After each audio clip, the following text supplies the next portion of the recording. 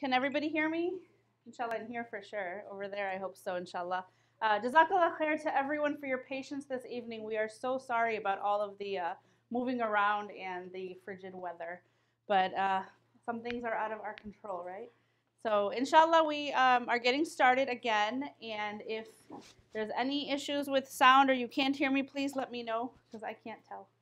So, Brother Human covered the community aspect of sexual abuse and trauma and how it affects the community. So we know that, alhamdulillah, we are a community, and so what happens obviously affects us.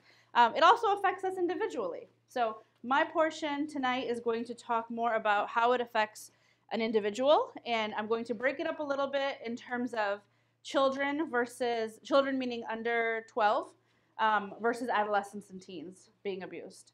And then we will also, inshallah, talk about prevention, strategies for prevention, and again, specific to both of those populations. So prevention in children and prevention in teens and adolescents. Okay? Can you see? Okay. So briefly, some stats right here. The National Institute of Health study on sexual abuse in children. Of abused children, 76% were thought to be less confident than before. That's a really severe and extreme effect on an individual. 76% are less confident than they were before abuse. 30% had fewer friends. 20% displayed more aggressiveness. 24% showed increased sexual awareness, meaning they are sexualized earlier than they would have been otherwise. 28% had behavior problems reported by their school teachers. 17% had to repeat a school year, and a further 17% of those deteriorated in their schoolwork. In girls, between girls and boys, girls tend to have significantly lower self-esteem if they've been abused than non-abused girls.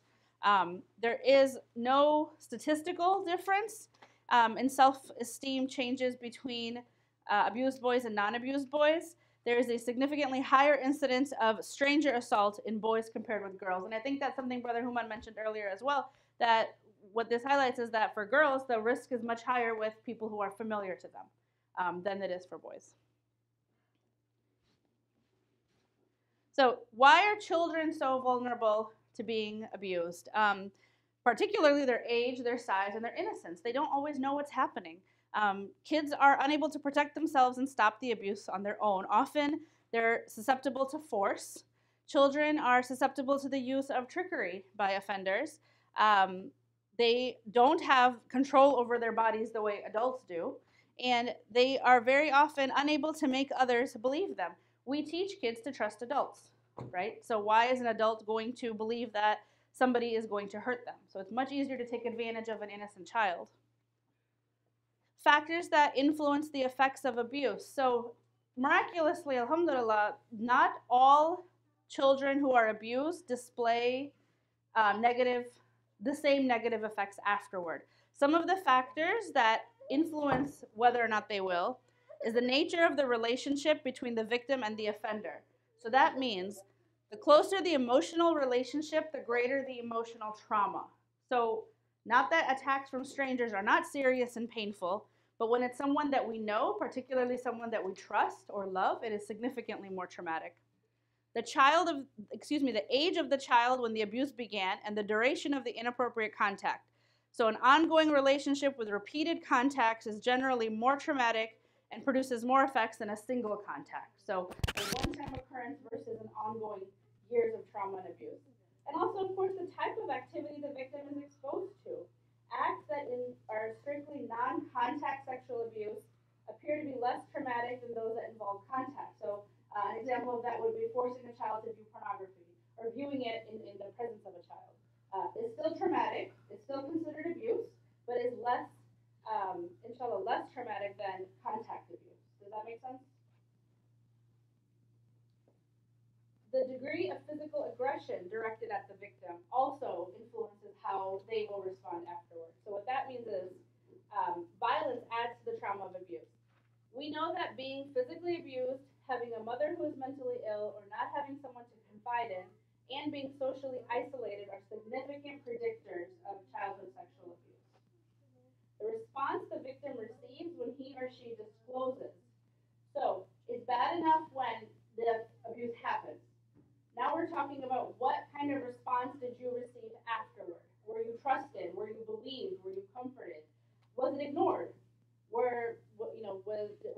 with no response at all? Were you met with skepticism? Were you met with accusations?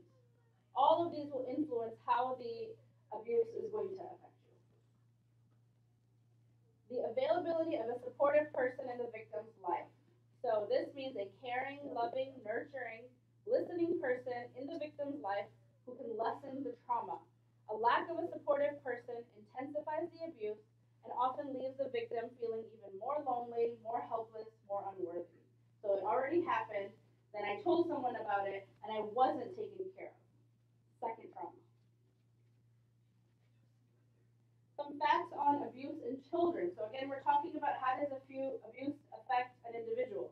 So in individual children, 17% of abused children exhibit age-inappropriate sexual behavior. Of the abuse effects exhibited, sexualized behavior is the most consistent indicator of sexual abuse. So kids who are acting out inappropriate to their age, that is the most consistent indicator of sexual abuse. 14% of abused kids exhibit behavior problems such as bullying or aggression. 29% of abused children exhibit depression or anxiety, and 13% exhibit negative peer involvement such as antisocial behavior, unwillingness to participate in social activities, or even running away. The Conference on Child Victimization and Child Offending in 2000 found that the effects on children with a history of molestation reflect that they are 7 times more likely to become drug and alcohol dependent. 7 times more likely to abuse drugs and alcohol later in life. Brother Human also mentioned previously post-traumatic stress disorder. This is one of the effects that can absolutely plague abused children and adult survivors of child abuse. So symptoms experienced are actually listed as being similar to those experienced by a war veteran and can include sleep disturbances, anxiety, depression, all of which can negatively impact their daily psychosocial functioning and for which they may need professional help later. Some of the examples that he had given earlier, remember, were you were abused by, let's say, a Quran teacher. When you're saying the Quran later, it brings up those negative feelings. So the same is true for any child abuse at all. It may come out while they're in childhood. It may come out years later. In their adulthood, it may come out again. But the PTSD is a real aspect for a lot of people who experienced abuse. So what do parents need to know? And it says parents, and I'm actually going to go ahead and say, I think this applies to all community members. What do families need to know? What do relatives need to know? Neighbors, teachers, friends. We need to know that most offenders are known to the child. They may be family members, relatives, friends, teachers. They may be coaches, babysitters, and like we've been saying, people in positions of authority. Children most susceptible to abuse often have obedient, compliant, and respectful personalities. That's what we raise our kids to be, right? You want obedient, compliant, and respectful children. But those are the very children who tend to be the most susceptible to abuse later. Children who are victims of abuse can display many or even few behavioral symptoms. So again, it's not necessary that every child who's abused is going to be, clearly displaying symptoms that you can pick up on. Child sexual abuse often involves more than a single incident and can go on for months or years. Signs go unnoticed because it becomes harder to talk. People often ask me, if a child is abused and then we're sending them back to that same teacher, why don't they say something? Or if the child is abused and they know they feel hurt and they keep going back to that same relative, why aren't they telling us? Because the more it happens, the harder it is to talk about it. The easier it is to just go with the flow and just keep moving. Because again, the more time has built, the more trust the child has lost, and the more power the offender has gained. So how do we minimize these risks? Okay. Yes. Not that the abuser always will make a threat to the child. There's some kind of fear incorporated into the child through that. Absolutely. So a lot of them don't speak up. The comment made was that the abuser, the offender, usually, if not always, makes a threat to the child also, and which is why they don't speak up. That is absolutely correct. I have to get to that a little bit later on, but yeah, absolutely. Whether it might be a direct threat or sometimes it's an indirect threat, but yes, there's some fear that the child has that's keeping them quiet. Absolutely. So some tips. We can teach young kids about the privacy of body parts. So we all play with kids and say, where's your nose, where's your eyes, where's your ears? We don't ask them to point out their privates, right? But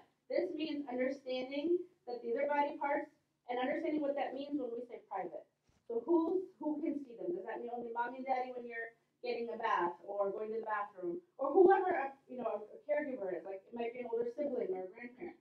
But the idea that anyone else outside of the house or outside of the family asking to see these parts or touching these parts, openly talking about it in a non-scary way, in a non-judgmental way.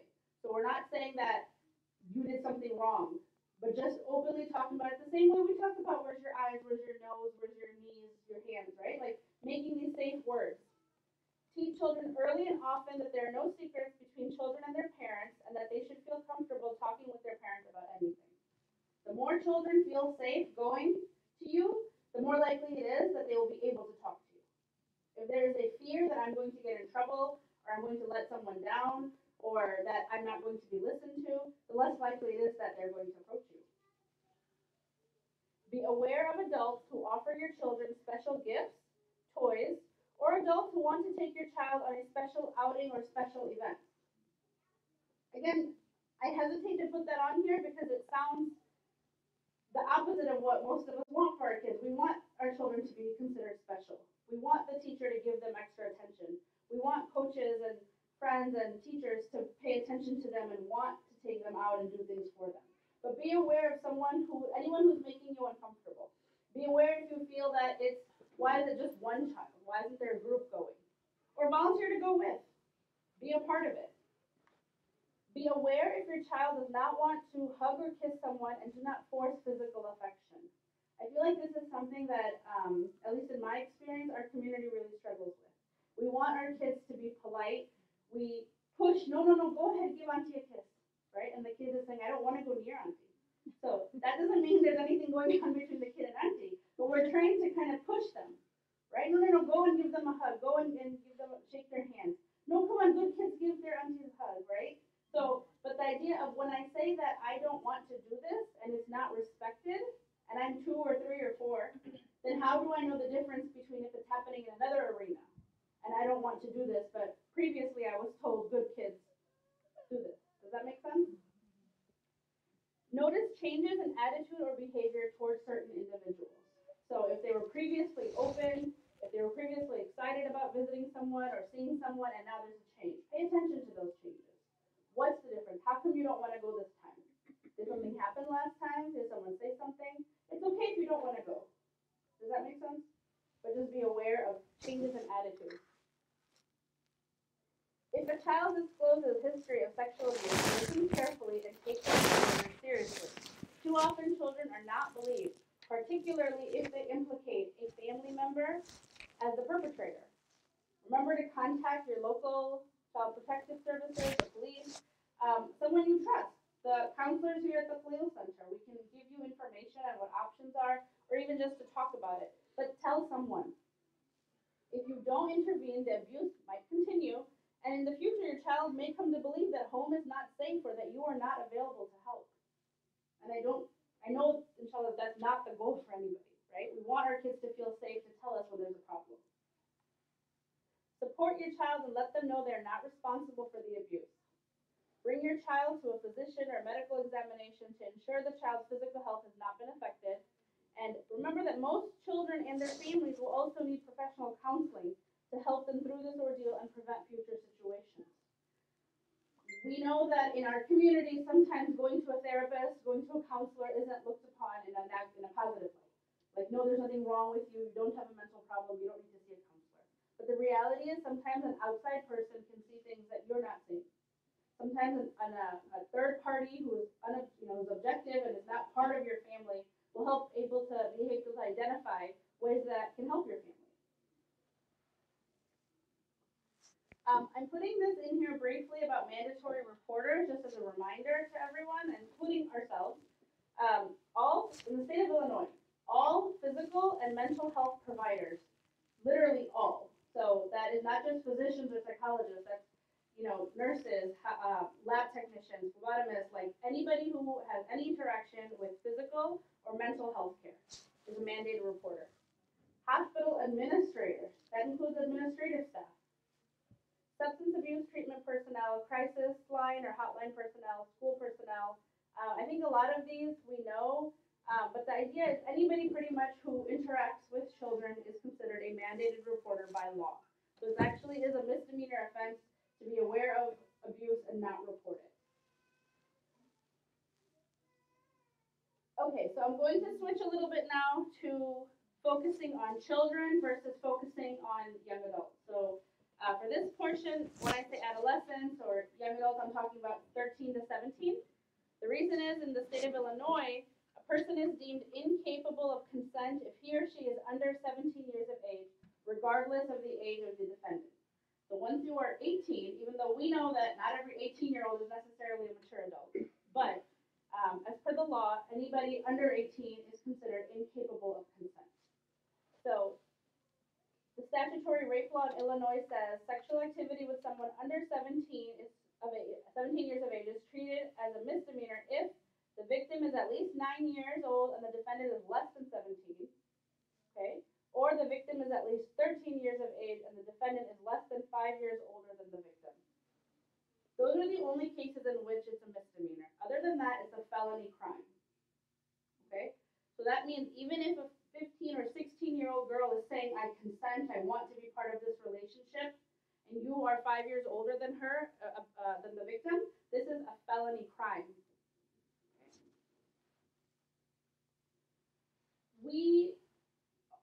I'm trying to think of how to say this. So there's a lot of talk about what happened in the community and whatnot. And people have asked me, if it's abuse, why would a grown adult girl go back? Why would a girl being abused go back to this environment? Why would a girl being abused by a teacher or an employer continue to work there or continue to attend classes or graduate from this school and go back to work there as a teacher, right? So there's a concept in psychology called grooming. And we talk about grooming of an offender to their victim. And there's stages of grooming. So the grooming offender works to separate the victim from peers, typically by engendering in the victim a sense that they are special to them and giving a kind of love to them that meets their needs. This implies that those needs are not being met elsewhere. Does that make sense? So the first stage is targeting the victim. The offender targets the victim by sizing up the victim's vulnerability, emotional neediness, isolation, and lower self-confidence. Those with less parental oversight are more desirable prey and tend to be more vulnerable. The kids who either don't have parental oversight, have limited parental oversight due to financial hardship, due to social situations, family setup, and particularly the one that really sticks out to me is the self-confidence. Because time and time again, that's what you see. It's the people, and we say girls because the majority of victims in these situations tend to be girls, but we know this does happen to boys also. We see this in the news. We hear about female teachers abusing male students. It does happen the other way also. But it's kids who don't have the confidence to understand that this is wrong and who aren't aware or not receiving the attention in another atmosphere where this is now something they're craving. So I'm not feeling this need at home or with friends or with peers, but I'm feeling it here. And this feels good. So I'm going to stick with this. Does that make sense? And that's something an offender is looking for. That's the kind of person they're looking for. Gaining the victim's trust is stage 2. The offender gains trust by watching and gathering information, getting to know their needs, how to fill them. In this regard, the offenders tend to mix effortlessly with responsible caretakers because they generate warm and calibrated attention. I noticed you really liked, a certain celebrity, so I just happened to find this album of theirs and here's a gift for you. Or I heard you talking about how you really liked that last Bulls game. I have tickets. Would you like to go with me? Paying attention to little things, making the child feel special, making them feel like, wow, this person cares about me. Stage 3, and to me personally, I feel like this is the most crucial thing we need to be aware of, is that groomers fill a need. Once the offender begins to fill the child's needs, that adult may assume noticeably more importance in the child's life and may become idealized. Gifts, extra attention, and affection may distinguish one adult in particular, should raise concern and greater vigilance to be accountable for that adult.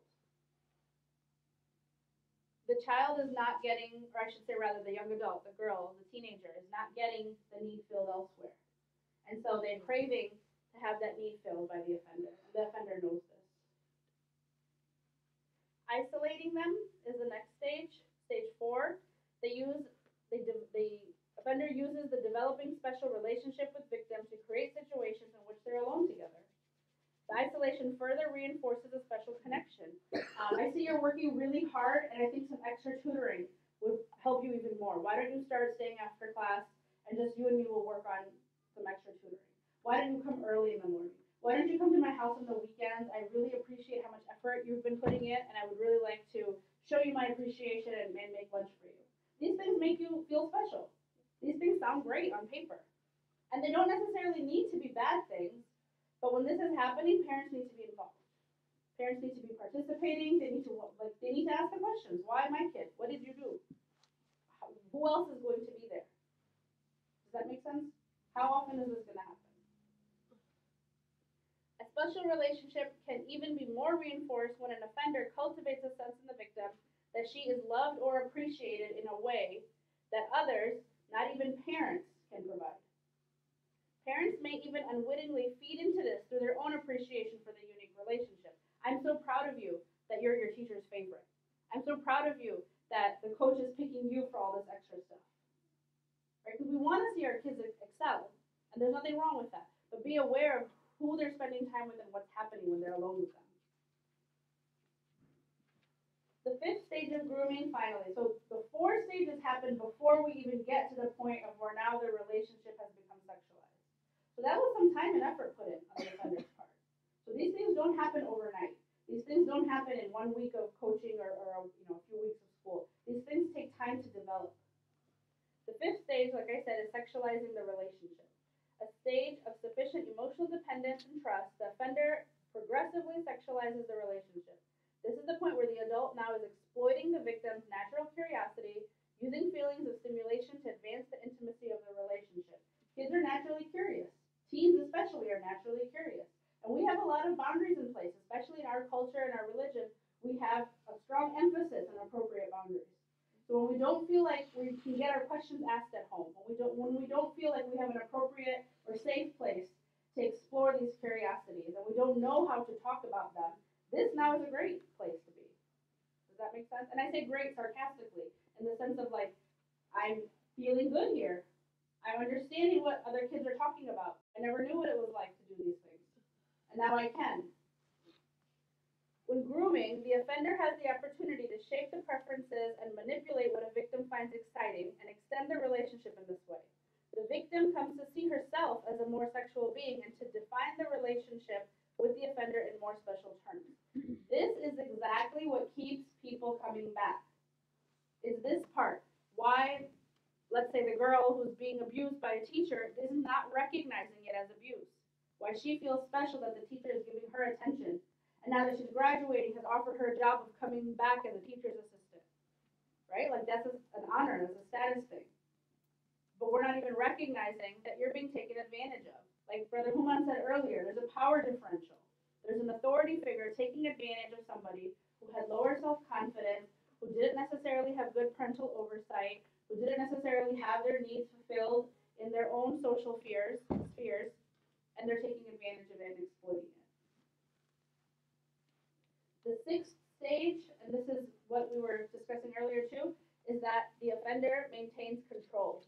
Once the abuse is occurring, the offender commonly uses secrecy and blame to maintain the victim's continued participation and silence.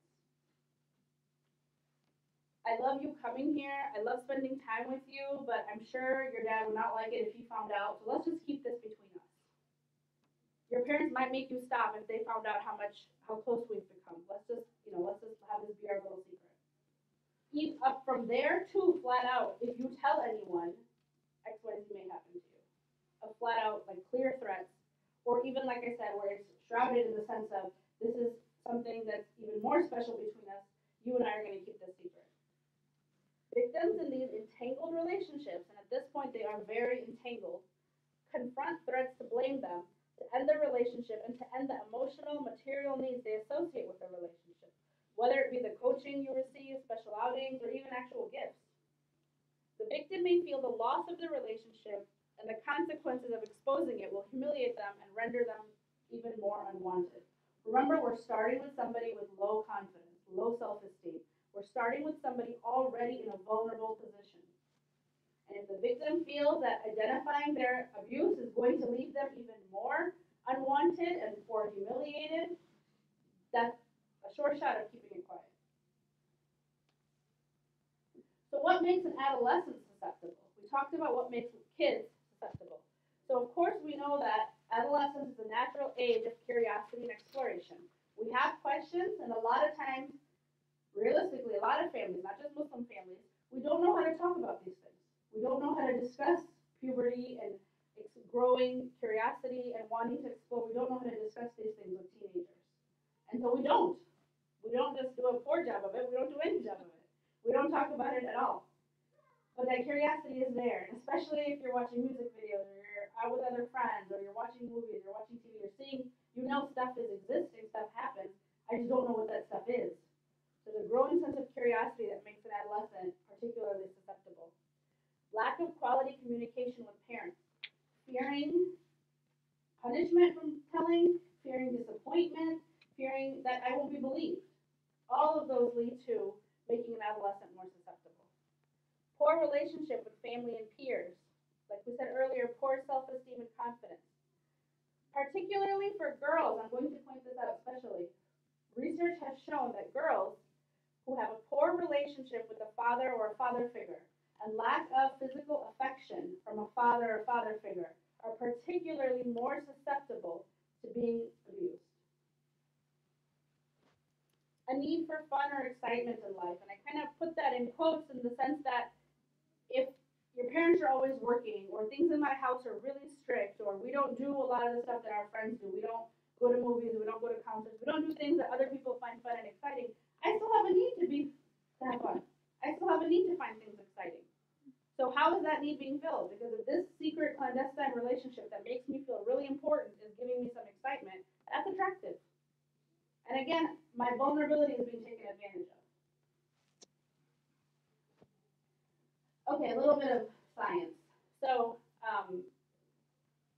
most neurologists agree the prefrontal cortex is not developed until around the age of 25. That's the front part of your brain that's responsible for executive functioning. The brain develops in a back to front pattern. So the prefrontal cortex is the last portion of the brain to fully develop. Does that make sense? This does not mean that teens don't have functioning, prefrontal cortices. Rather, it means they don't develop the complex decision-making and planning skills adults have until later in their development. So another thing that makes adolescents much more vulnerable is the fact that they are more impulsive, quicker to act on arousal, less able to think things through. Make sense? We kind of know that. We talk about that. We joke about that. 18 is a legal age. 18 is not a scientific number, right? So we know that adults, or we consider kids to be growing adults, young adults at puberty, but that of course does not mean that they have the same sense or rationalization skills or executive judgment making, decision making that an older adult would have. But these are things that do make them more vulnerable. So because they're more vulnerable, someone in a position of authority is more capable of exploiting them. Someone who exploits them is basically someone who unjustly profits from a certain disequilibrium of power between themselves and the person who is usually under 18 in the hope of sexually exploiting that person either for profit or for personal pleasure. Who could that be? So Brother Human gave a lot of examples earlier, so just some of that would be like a teacher, authority figure, anyone respected by the parents, which can also, of course, be relatives. Especially in our culture, we give a lot of emphasis and respect to elderly people. So if it's an elder, like an older respected figure in the family, a grandparent or great uncle or somebody like that. And like we said earlier, girls without affectionate fathers may seek male attention elsewhere. Again, it's a natural craving we have, so if it's not being met in a safe way, there is the risk of a vulnerable person seeking it elsewhere. So how do we fix this? We work on increasing confidence. We try not to raise girls as pleasers. So it's not just that you're making other people happy, but are you being praised for your efforts? Are you being praised for what you're accomplishing? Compliment her, not focusing on appearance. So not besides physical appearance, what else is she doing good? What else is right with her? And him. Again, I don't want to just make it her, but boys are also susceptible. Foster strong communication and respect boundaries. So parents of girls at this age, adolescent girls, what are are her goals? What are her fears? What does she admire and respect most about you, her parents? What questions does she have about relationships? What questions does she have about the birds and the bees? What does she understand or not understand from that, half-hour session in sixth grade or fifth grade or whatever, where you talk about puberty? Does she feel safe to talk to her mom or her dad? Monitor and be aware of friendships, online activities, personal relationships, interests. Know what she's into. Know who she's talking to, where she's spending her time. We're not talking about crossing the boundary of your mom is on top of you and you don't have any space. We're talking about having healthy communication where your parents know what's going on in your life and are aware of what's going on in your life and who's in your life, who is important to you. Encourage her talents and be her role model. Kids look up to their parents. We know this. Your teachers spend 8 hours a day with you, but at the end of the day, your family has the greatest influence on you. The people, whoever you are around all the time, have the greatest influence on you. So be sure you're modeling good relationships. Be sure you're modeling the fact that it's safe for her or him, your kids, to talk to. And that is the conclusion of my portion. At this time, I believe, inshallah, Sheikh Hamza is going to continue